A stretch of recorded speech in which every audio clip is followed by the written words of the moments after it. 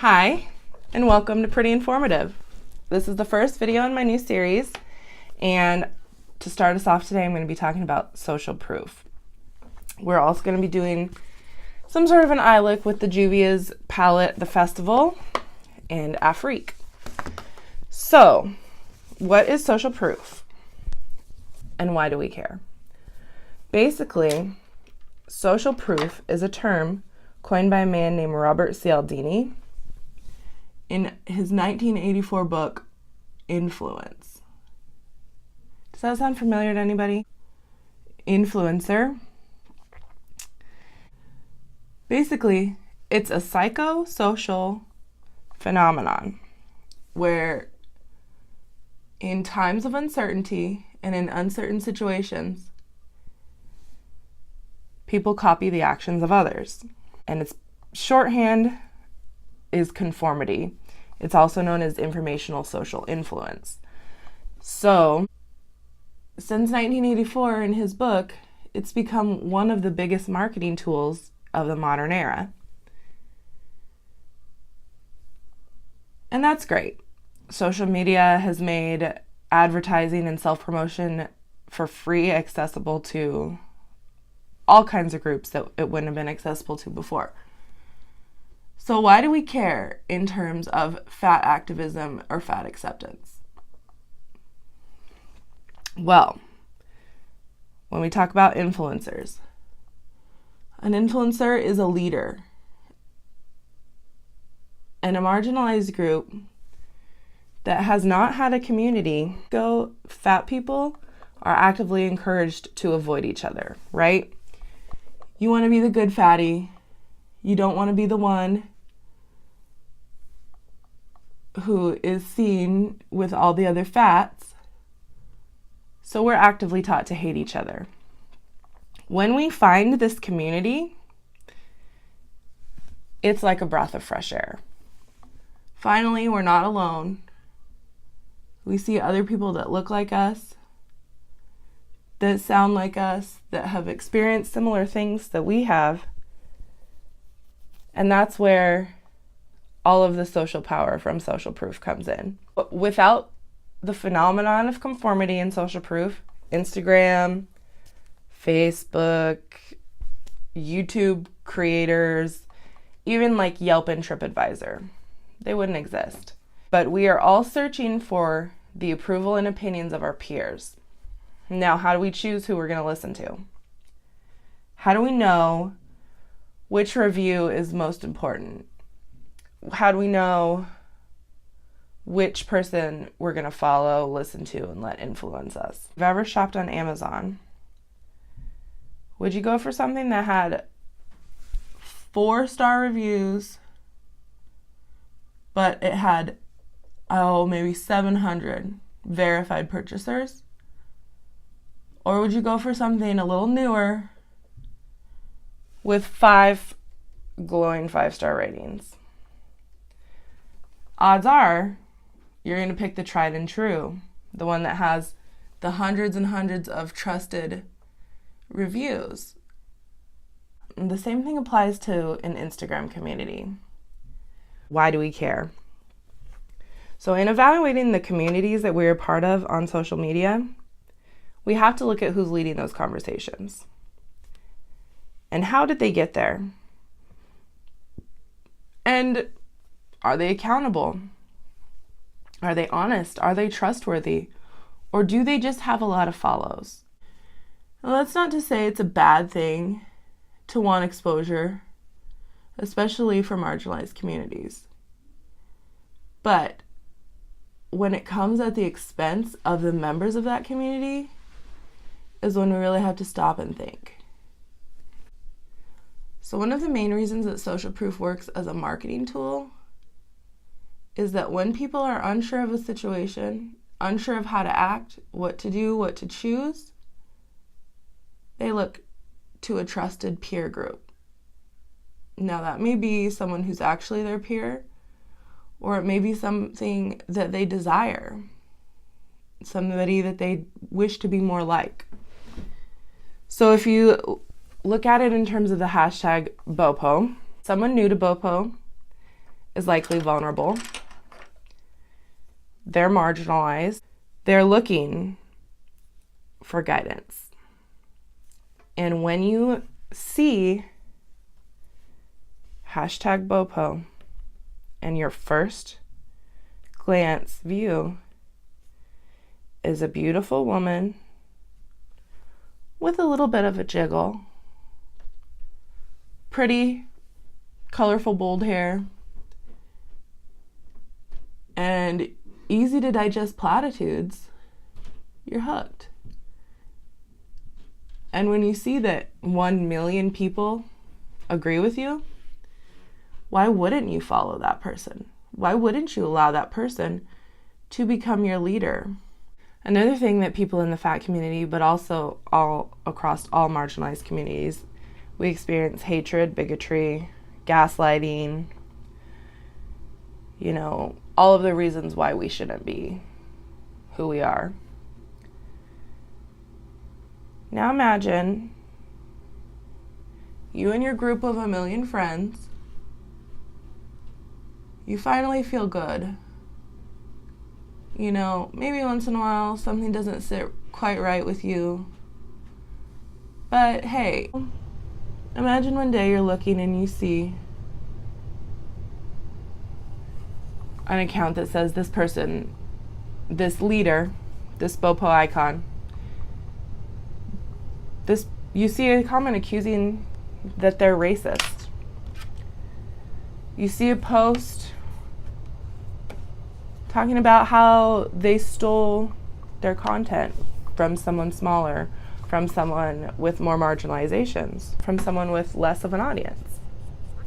You'll find that, as with any place that encourages conformity, because don't be confused, Instagram, even in the fat marginalized community, encourages conformity. Any outliers are quickly silenced, discredited, and haters, jealous, they're erased. So it becomes, even if that person was right, because we see it all the time, parroting of content from smaller creatives. We see outright theft, but we also see the inspiration that's never credited. We also see the criticisms of brands or other situations months later having articles written about them when someone else has been talking about it for 6 months. So why is it that their attention is given? Why is it that the people who seek to speak out are silenced? Because once the person is credible, breaking their credibility because once a person has the credibility of social proof, people are reluctant to admit that maybe they chose wrong, that maybe they acted in a way that they wouldn't have acted without a group mentality. And they will do whatever they can to keep that group intact. So what are the influencers' motivations here? What's the motivation of someone to become a leader? What's the motivation of the influencer? Have you ever been following someone, maybe from the beginning, and they go viral, and all of a sudden they're making t-shirts, and you think, that's fantastic, I want to support them, I'm going to buy a t-shirt. And then they're posting their Venmo, their Patreon. You think, that's wonderful, I'm going to support them. And then they have hashtag ad. They're getting clothes given to them. They're getting a little trip now and then. And you think, well, what's the harm? Well, are you trying to create a visible space for marginalized people to come together as a group? Or are you trying to make a profit? Are you trying to commodify your activism into something that becomes less about community and more about yourself? Now, I don't think that people shouldn't be paid for their work. Don't get me wrong. But when we bring money and monetary support, and you have a community of people who are marginalized, you're not asking for money from the right places. You're asking for money from people who are already lacking. Fat people have a lower income earning potential than their thin counterparts. And a lot of influencers, most of the most popular influencers, the lifestyle that they show is not something that's attainable for someone who may not be working at all, who may not be able to get a job, who may be disabled, someone who is so hungry for a supportive community that they will spend their last dollar to support their favorite creator. That's where you start to cause harm, in my opinion. You've created a new standard of beauty. You have to always be put together. You have to have the newest outfits. How many of your favorites on Instagram especially repeat an outfit? Interesting, isn't it? Considering that fat people have less access and clothing choices than a thin person. So then you have vulnerable people and they feel bad when they have to repeat an outfit. And you might think that that isn't a big deal, that those people need to take social media less seriously. But for some people, they're not able to live out loud. They're not able to be outspoken. It may be dangerous for them.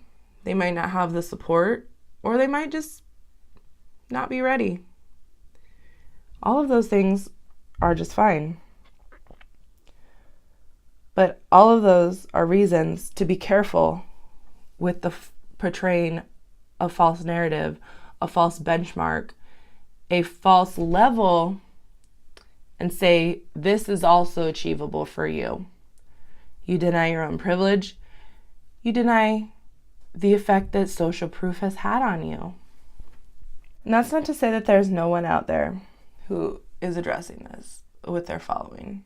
It starts to feel a lot like, if you aren't pretty enough, if you aren't polished enough, if you aren't wealthy enough, where's your place in this community? Or in any community? And you start to feel like, just when you thought you found your spot, just when you thought you found that sliver of acceptance, you're still not quite enough. And that causes harm.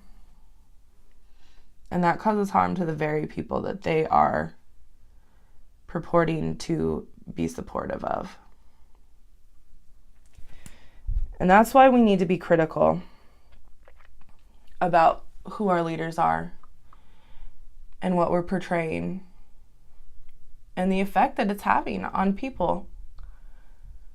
Because when it comes to BOPO, and even when it comes to a lot of very fat positive anti-BOPO accounts who do the same thing under a different hashtag, it's the most palatable among us that become the most credible, the most whitewashed, the most shallow, because it's easier to digest. And because they have 500,000 ghost followers from 2 years ago. And so we think, of course, They must know what they're talking about. Why wouldn't they? So it's up to us to remain critical and to listen to those of us who are critical. Give everybody a chance to explain. Because you know what? There are people out there who are just jealous. They're just hating. But how many people want to put themselves on the line against somebody who can just knock them into the ground? And you have to think about what their motivation would be to do that if it wasn't rooted in some fact. So who is influencing you? Leave me a comment. Let me know. Have you ever considered what has changed? Is it all positive? Or have you ever felt negative because you couldn't live up to what the leader of your group, of your movement, of the place where you desire to take up space, wanted you to be? Did it force you further into the background when it was supposed to be lifting you up? When it was supposed to be for us, by us, for fats to the front, F your beauty standards? To think about what media we're taking in and what their motivations for creating it are. And that's my motivation. With this series, I don't want to placate you. I don't want to tell you what you should think. I just want to tell you to think. Are you still conforming even more? And if you are, that's all right. That's a choice. Assimilation, confirmation, that's always a valid choice to survive in a marginalized identity. But are you aware that you're doing it? Are you making informed choices? And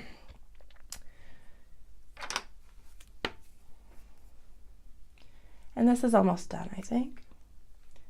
Doing a little literal smoke today. So, I want to know, what are your questions? Do you have more questions about social proof? Do you have more questions about who is a leader? About things that you've heard? About changes you want to make? Maybe you have a favorite small account that you think should get more attention, should be more credible. Leave me a comment. Follow me on Instagram, Fat Girl Laughing. And come back for next week. We're going to talk about the history of hashtags. Because if you've ever watched a YouTube video about how to grow your Instagram, first thing I tell you to do is find hashtags. So we're going to talk about history of hashtags and what you're really using to represent yourself when you choose these hashtags. So I'll be here. I hope you are too. Thanks. I realized that I didn't finish my look in my video, so here's a little quick peek of the finished get ready with me. And I really want to thank everybody for watching, and I'm really excited to keep going. I hope that you join me next time. Please subscribe and leave me a comment for what color scheme you want to see on next week's video. Thank you so much.